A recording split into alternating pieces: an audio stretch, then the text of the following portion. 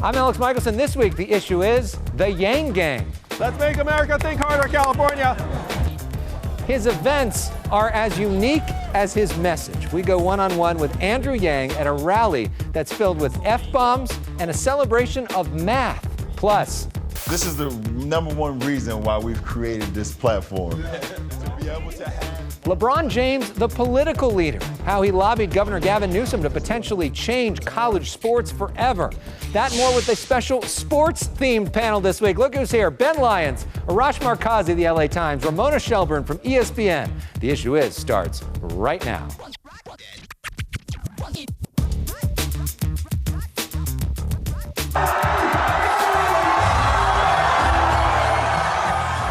This isn't a WWE event. This is a political rally for Andrew Yang, complete with pyrotechnics and a celebration of math and the song Return of the Mac.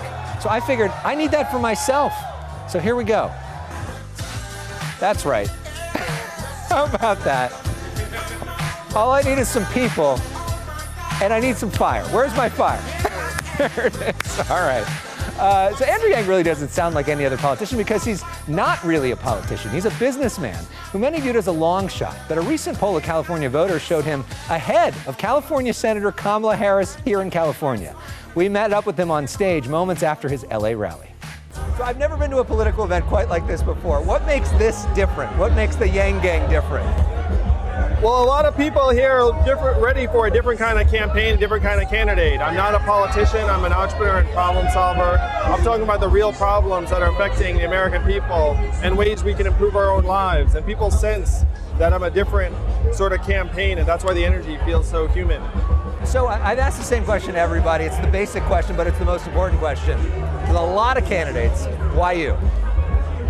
Well, I'm focused on solving the problems I got Donald Trump elected in 2016.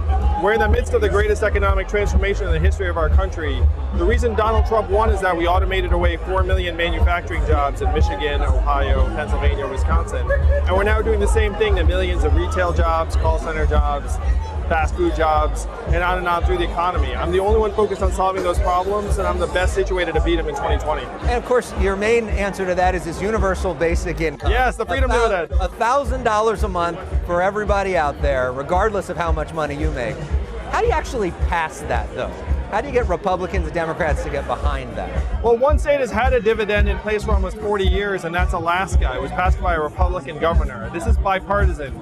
And after I become president in 2021, the Democrats and progressives will be thrilled to pass a dividend that makes families and children stronger and healthier. But then conservatives and Republicans will like it too because it helps rural areas and red states on the interior transition from the aftermath and the devastation of manufacturing jobs and progressively other jobs that affect many of those communities. But why do rich people need that? Well, if you look at the Alaskan experience, everyone gets it, so it's universally popular. There's no stigma. There's no, you get it, I don't. The richest Alaskan gets it and the poorest. And it makes it a very popular universal right of citizenship. One thing you talk about that a lot of people don't talk about is automation.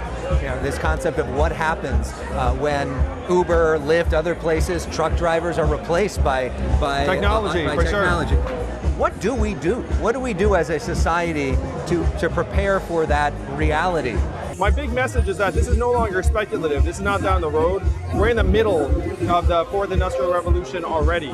So what we have to do is we have to start distributing the gains from this economy into our hands very quickly and broadly, and then humanize our economy. And that's really the key theme of this campaign. A couple questions about you. You're wearing a hat that says math. Yes. You've talked about the fact that you're an Asian American, doing this at a level that we have never really seen with Asian Americans before. What does you think you mean to the Asian American community? And I'm sure you never had anybody that looked like you doing this before. Well, math is an acronym for Make America Think Harder. We have to let Americans know it's not immigrants that are causing these problems. It's an evolving economy and technology. But I'm certainly proud of being the first Asian American man to run for president as a Democrat. You know, I'm somewhere between, I was fourth in the country in a recent poll And I hope that my candidacy excites Asian Americans and makes them think that we can do anything in this country. You're also a father of young kids. Yes, I am. How has that shaped your perspective? How has that made you think differently about politics? Do you have kids yourself, Alex? I don't. Yeah. Well, when you have kids, you realize just how human we all are. One of my boys is autistic, and when I see the struggles that my wife and I have gone through, finding the proper resources for him and translating that to families around the country, including single moms and single parents, it is really one of the main things that got me to run for president, because I saw just how much more we need to do for parents everywhere. Quick questions to end up. California, we saw a poll, you beating the senator from California. What's your strategy in the biggest state with the most delegates? How do you pull it off here? Well, the fun thing about California is that the people here aren't used to having such a prominent say in presidential politics, so we just need to wake people up to the fact that this race is going to come to your doorstep, and that you can present a whole different vision to the country very, very quickly in March of next year. So I plan on making myself very, very familiar here in California. Even here, I think we've got a great chance to win this state, because I'm speaking to the real challenges that Californians see every day around them. And last question, we do something on our show called Personal Issues, where we do 30 seconds, a bunch of rapid fire questions to get to know you, okay? Okay, let's have some fun. Ready? Yes. Favorite book? Norwegian Wood by Haruki Murakami. Favorite TV show? Right now it's This Is Us. I watch it with my wife, and it's like our tearjerker. Favorite sports team? Brooklyn Nets. Favorite song? How Soon Is Now by the Smiths. Red or white wine? Red. Favorite Disney movie? Aladdin, the animated version, not this weird revamp. Come with you there. Who's your role model? Last question. You know, it's got to be my parents. That's very trite, but my parents immigrated to this country from nothing. They actually met as graduate students at UC Berkeley right here in California. Yeah. My brother's named after the Lawrence Observatory. But as you get older, you appreciate what your parents did to set the stage for me and my brother to be able to have families and thrive in this country, and I owe them everything. Andrew Yang, thank you for the time. Our thanks to Andrew Yang, and we're playing his favorite song, How Soon Is Now, in his honor. Check out this video of Yang crowd surfing during an event in Orange County. I want to see Joe Biden try that. And like Beto O'Rourke, he skateboards too. Here's video of him doing that this week. Yang has already qualified for the next two debates. Up next, a special sports-themed panel is with us. Check them out over here. Arash Markazi, Ben Lyons, Ramona Shelburne, some of my favorites. Excited to have them here. You're watching The Issue Is. You ready? Let's do it, man. All right. This is the number one reason why we've created this platform. Well, in some ways, it's all about the money. Governor Gavin Newsom signing legislation next to LeBron James on the King's HBO show, The Shop. California become the first state to allow NCAA athletes to profit off their name and likeness. So, is this a good thing? We've got a great panel here. All stars in the worlds of sports reporting. Talk about this and a whole lot more. It's a special sports edition of The Issue Is. Ben Lyons is back. He's worked for E! Extra, Access Hollywood, ESPN Radio, Rock the Vote. Apparently can't keep a job. He hosts the Lions Den podcast. He's working on a new show on Scratch. This is pretty cool. It's in partnership with the PGA Tour called Gimmies for Loot. It profiles the charities behind celebrity golf tournaments. Ramona Shelburne is here for the first time. She's a senior writer at ESPN.com. She's the host of a fabulous podcast series from ESPN's 30 for 30. It's called The Sterling Affairs. It chronicles Donald Sterling's strange ownership of the LA Clippers, and I could not recommend it more. It's really, really great. Arash Markazi is with us for the first time. He's a former writer with ESPN and Sports Illustrated, now a sports columnist with the LA Times. You can check out his column on page 2 every Tuesday, Thursday, and Sunday in the Times. Welcome to you all. Good to have you here. Thanks for having us. I feel like we're missing John Ireland and Steve Mason. So let's talk about this NCAA thing. Big deal in terms of California leading the way. Is this a good idea, first off? Well, it's a step in the process, and it's a big step, right? Anything that's going to take away some of the power that the NCAA has over these student athletes who are out there earning money for these universities, I think is a good thing. I think there's more work to be done. It's great to see California, as always, at the forefront of the worker, and that's what the student athlete is for these universities. So I'm excited about it. You were a former collegiate athlete yourself at Stanford. What do you think about this? So I think it's a great step forward. I do think this is the beginning of the end for the NCAA as we know it. But I do worry about unintended consequences of a bill like this. I mean, I can see, should I be the ones representing for the non-revenue Olympic sports, right? Softball, soccer, curling, whatever you want to say. Like those sports are funded in large part by the revenue that comes in from men's basketball and from football. That's not to say that they should be doing it that way, that it should be funded that way. The university can fund it as it is, but the system has been constructed that way. And Arash, I think there's been some misreporting of this. People think that athletes are just going to be paid because they're playing in college. It's if your likeness is used, you can get a share of that. Exactly, and that's important. This is not a salary position. This is not the school paying the player. This is basically saying if you're going to sell my jersey, if you're going to sell a poster, if you're going to have me sign something, you should get something from that. Yeah. So, Ramona, another interesting moment here. You cover the NBA and covered LeBron so much. LeBron James right there. This announcement happening on LeBron James' show. Yeah. What do you make of LeBron James, sort of the political kingmaker in all this? I mean, this is what he lives for. This is what his legacy is he wants to take the platform that he has and to put it towards real good in the world and real change in the world. I mean, he flat out said on that episode, this is what we created this platform for. And so I think it's an incredibly validating thing for LeBron James, for Gavin Newsom to take that stage and take that opportunity to sign it there. And Ben, you've been active with Rock the Vote, working with NBA players, trying to get people involved politically. Sort of where do you see the role for athletes in our political discourse? It speaks to their new role as the true influencers in our culture today. Previous generations saw musicians, rock stars come out and, We Are the World and do songs to try to capture the consciousness. But now LeBron really has his finger on the pulse of the zeitgeist. And by doing this act, by having this act happen on the shop, it is another reminder that the world is watching what LeBron, what KD, what Kyrie, what all these players are doing on and off the court. And the fact that they're now doing it for something as positive as this, hats off. Because we remember, Arash, Michael Jordan famously didn't do stuff like this, avoided it. He was focused on selling shoes. Charles Barkley used to say, I'm not a role model. LeBron James seems to be taking that responsibility pretty seriously. And I respect that. When the whole thing happened with the Clippers and Donald Sterling, it was LeBron who came out and said, this man cannot be a part of this league. And it was important for him to say that, because if he says that, the other players around the league feel comfortable saying the same thing. So for him to embrace this role and want to accept it and do something with it, I think is fantastic. Okay, so he also is still a basketball player, and we got quite a season coming. So I want predictions right now. Lakers, Clippers, Warriors. Who has a better season? Well, you know me, I'm the Laker hater on this panel, so I'm going to jump right in. I think the Golden State Warriors are being completely overlooked and disrespected. I think the Warriors somehow win the West and make it back to the NBA Finals in June. I'm going on a limb. So I don't know if they win the West, because I think it takes them time to get people back, but I'm kind of on that same train. Like, don't sleep on the Warriors. I actually think the Clippers have the best roster, top to bottom, because they have so much depth. I do worry a little bit about their injury issues, but I'm going to say this about the Lakers.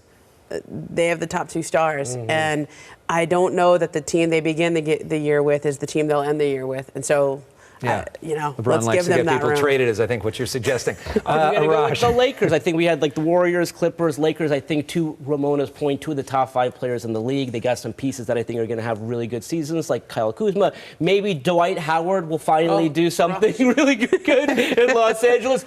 I like the Lakers. Yeah, but don't discount the Clippers' defense, I think, which is really going to be something this season. Okay, up next, we're talking about power. This is Bernie Sanders' theme song. Our thoughts are with Bernie this week as he recovers from heart surgery. Power to the people. The power dynamics in pro sports themselves are changing. A lot more power for the players. Why is that? We're going to talk about that next. Jamming out to some John Lennon. It's such a good job of always just mixing in the music.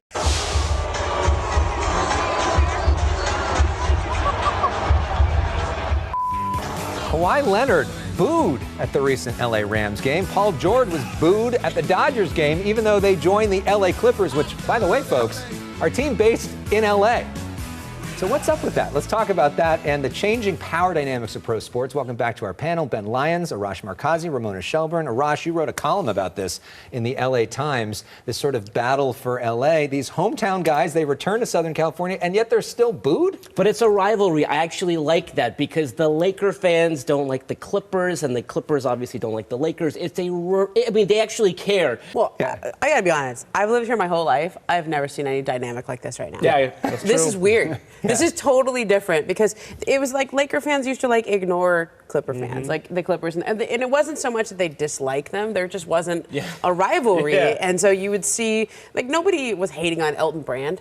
Yeah. Nobody was doing that to Corey Maggette when he would show up places. And I don't even know if I think they knew who they were. I just don't think they were a threat to the Lakers. Well, the Lakers have been the worst team in the NBA the last 6 years. So now there's this Say that again? The Lakers have had the worst record in the NBA the last 6 years, which in Laker years is like a lifetime. Yeah. The Knicks fan, that's like a week and a half. But now there's this subculture of an angry mob. There's also this thing going on, though, that the power dynamics of the game themselves are changing. Kawhi Leonard and Paul George were essentially able to do this on their own, force ownership into doing this. Anthony Davis was able to force a trade to create his own super team. This is different than even when you have this great podcast about Donald Sterling when he owned the Clippers. He seemed to have a lot more power than what we're seeing right now. So one of the questions that always sticks with me, there was this part of the podcast where I talked to Blake Griffin, and he was at one of Donald Sterling's sort of famous white parties that he used to have. You probably went to one of those. Everyone wore white. Donald wore black. There was a lot of hostesses there. We'll call them hostesses. And nobody wanted to be there, right? Like the players just got dragged there. And like Blake Griffin was like the #1 draft pick. And he was the big star. And Donald's like, grabs him up on stage and like, Blake's like standing there uncomfortably. And Donald's making a speech about him.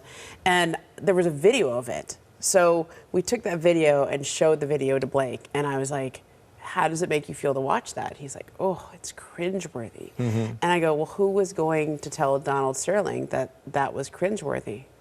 He's like, nobody. He was the owner. I was the boss. And I think we're just in such a different era now that you have to, like, people will tell you it's cringeworthy. But it's a cultural thing of thinking, like, and just the time period of thinking that what happens behind closed doors stays behind closed doors. But now it doesn't. As Donald Sterling well knows, it ends up on an audio tape, it ends up on a podcast, so there's a sense of transparency in our culture nowadays that didn't exist even 5-10 years ago. All right. Well, we want to encourage everybody to check out our Issue Is podcast. In our archives, we've got an in-depth sit-down with Ben Lyons about his life, his loves, and why he still can't quit the Knicks. In-depth sit-down. All of our shows, including this one, in podcast form. Just search for The Issue Is wherever you stream. Up next, we're talking wrestling. Yeah. This is the new theme song for the WWE SmackDown right here on Fox. We're also going to get World Series Super Bowl picks from these sports geniuses. We'll be right back with more. Pop that collar. Yeah. I have, in order to serve your country? That voice in the back of my head that says to me, if not you, then who? It's there. Last week, former Minnesota Governor Jesse Ventura teased a presidential run during his interview with us. It was his first American TV interview in 3 years, and it's made news all across the country. Here's the CBS station in Minneapolis.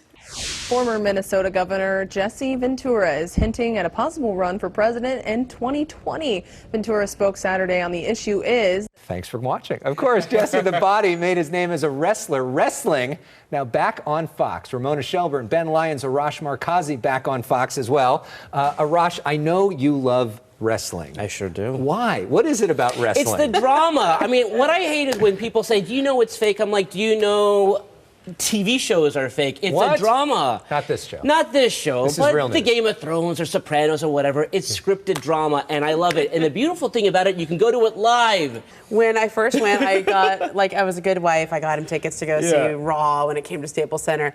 I didn't get it. I was like, I don't understand what you're chanting about. I don't know any of the soap opera. It's kind of like coming in to watch Young and the Restless for the first time after season time, right? And you're like, what are these people upset about? But once you start to know what all the drama is about, what all the characters are about, you start to learn the chants. You start to learn who's called out who. It's kind of fun. All right, so wrestling's on Fox. I'm being a good corporate citizen today. You know what else is on Fox? We got the World Series and we got the Super Bowl this year. So we now need to go to predictions. World Series, who's in it and who wins? I'm just going to run it back from my predictions last year. Let's go Dodgers and Rams. Let's keep it LA. I think it's going to be a magical year in LA sports. Okay. I'm hoping it's the Dodgers and Yankees. I'm sort of thinking it's going to be the Dodgers and the Astros. We'll see, right? Yeah. I'm going to go Dodgers Yankees because that would set up a great game one of the World Series, which would fall on the same night as the Lakers Clippers to begin the NBA season, October 22nd. That would be fun. And it's for Super Bowl for you guys. Go with the Rams and the Chiefs and the Rams, even though they're not playing well. But why not? Los Angeles. Yeah. 1 week, Arash. 1 week. Relax. I like the Chiefs also this year. I think they're really. I'm going to go with the Saints this year. Yeah. I think their defense is a lot improved, and Drew Brees comes back. Well, here's one thing we know for sure about the Super Bowl. We're going to be seeing Jennifer Lopez there. And I think we're going to see Pitbull. I think he's going to do a cameo. So we're going to go out with J-Lo and Pitbull with a shout out to Shakira as well. Have a great weekend, everybody. Thanks for watching The Issue Is. And go Dodgers. Yeah, that's right. Let's go. Let's go Dodgers. Show my blue for the Dodgers.